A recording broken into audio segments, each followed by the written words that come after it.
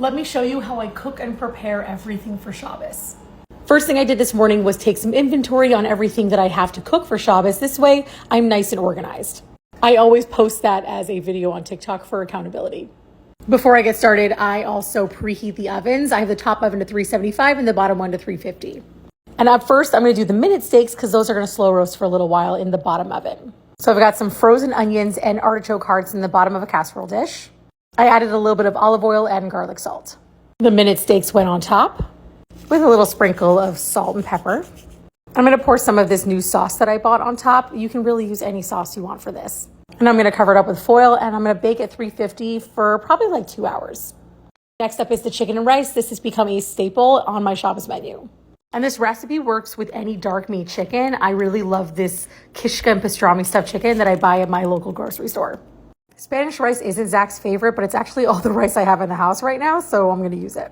The rice and spice packet went into a casserole dish with 1 cup of water. I put the chicken right on top and then a little drizzle of olive oil, and I'm going to cover this up with foil and bake for 30 minutes, then uncover it and bake for another 30 minutes, all at 375. That's a feather. We're going to clean that up before it bakes. Now I'm going to do the meat stuffed pastrami because this can bake in the oven with the chicken. So I just season the meat like I would season my meatballs. I have garlic and salt, a little pepper, oregano, a little tomato paste also. You can add some breadcrumbs to it also. I honestly don't really see the point since it's getting rolled inside of the pastrami anyways. Then put some of the meat on a piece of pastrami and roll it up. Put those all in a casserole dish and top with either barbecue sauce or I guess whatever sauce you like. I'm going to do a little sweet baby rays today. I'm just doing this sauce for convenience, but you know what? You can make your own homemade sauce too.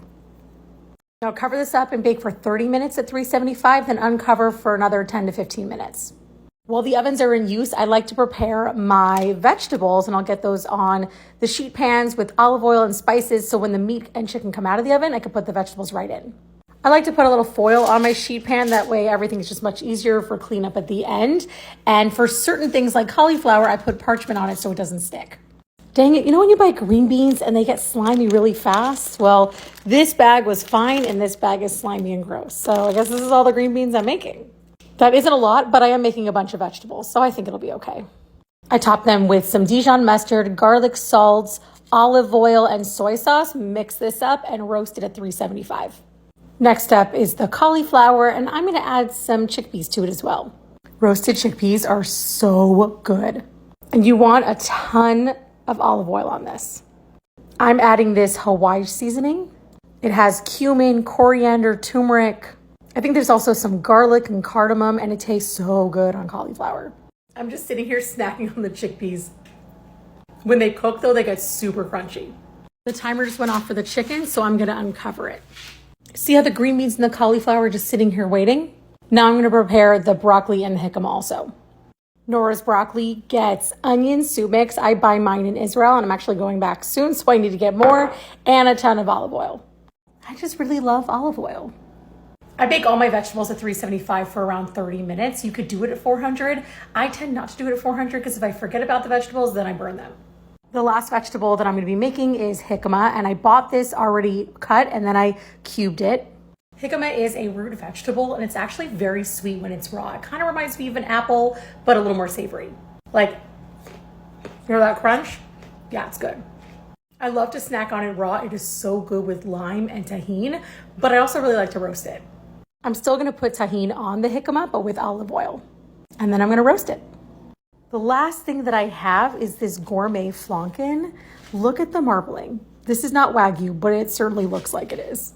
I'm just not sure how I want to cook it, so I'm going to go Google it. The timer just went off for the pastrami, so I uncovered that too. I'm going to cook this for another 15 minutes. I think I'm going to put this in the oven for a while at a low temperature, like 300. Look at this. And I'm going to combine these two seasonings on the meat. Look who's here for Shabbos. Are you helping me cook, Alex? No, she's just watching. For food. The minute steaks are in the bottom oven at 350. I think I'm going to lower the temperature to 300 so I could put the rib in. Hi. Spice rub is on, so I'm going to cover this with foil and put in the oven at 300 for an hour. I'll check on it after an hour and see how much more time it needs. And then what I want to do is add a little sauce on it, raise the temperature to like 450 so it gets nice and like crispy on top. Took a little break, was doing a little bit of work, and it's always nice to rest my feet for a few. And the chicken was ready, so I took this out. Look how beautiful the rice gets. It's nice and crispy on top and super moist underneath the chicken. And the pastrami roll-ups are ready also. Now I can start putting the vegetables in.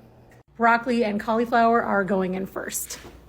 And while I'm waiting for the vegetables to cook, I'm actually gonna clean the kitchen a little bit. I really, really do like a clean kitchen with clean counters.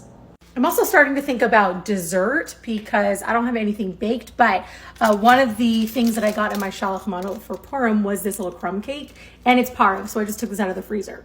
And then we have store-bought challah this week, so that'll be fine. I don't have to bake that. We also got this from Shalach Manot, and Justin bought, oh my gosh, this pastry from Costco. This will be great for Shabbos morning breakfast. These are dairy, so we wouldn't have these after a meat meal. So I think this should be enough and I don't need to bake anything. And we also have tons and tons of candy. I totally forgot about this chicken shawarma that I ended up putting back in the fridge after I did my inventory. It'll be so good with the cauliflower and chickpeas, so I think I might just roast this. Oh my gosh. I just opened it up and I didn't realize the chicken's already cooked. Even better, now I don't have to cook it, I'll just have to warm it up. And while I'm waiting for the vegetables to cook, I'm gonna set the Shabbos table. My niece just asked me if I know this song. Alex, play it louder.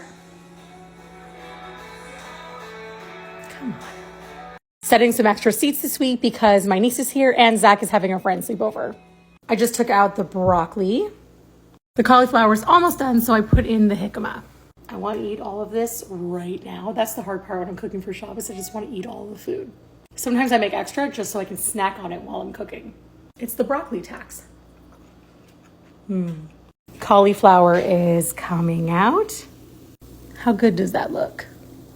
And last in is the green beans. It's been an hour, so I just took the flanken out. It looks incredible. I also took out the minute steaks. Oh, that's hot. Let's check on those. Oh yeah. That's perfect. So now I'm going to raise the temperature on the oven to 450, and I'm just going to put a little bit of barbecue sauce on the meat. And I'll cook this uncovered for maybe 5 to 10 minutes at most. I transferred the vegetables to a glass dish, and then see, I just fold this up and the sheet pan is still clean. I'm getting my counter ready for my what I made for Shabbos video. Still waiting on a few more things to come out of the oven, but I like to get it all organized. And then the last thing I have to do is just warm up the chicken soup and add some matzo balls. Then whatever I'm heating up tonight is gonna go in the warming drawer and the rest goes in the fridge. And on Shabbos morning before leaving for shul, Justin will put the food in the warming drawer for tomorrow lunch. The warming drawer gets set to around 200 degrees, so it doesn't actually cook the food, it just warms it up. Okay, the meat is out. Oh, that looks so good. Now the green beans are done cooking and the jicama's done as well. And that's it. The kids aren't even home from school yet and I'm done cooking. This video actually gave me so much accountability, so I just kind of went through everything without taking big breaks. And now I can actually relax in the afternoon, get some work done, and go into Shabbos not feeling stressed. It doesn't happen like this every week where I am so like on the ball, but I'm really excited. And I hope you make some of these recipes.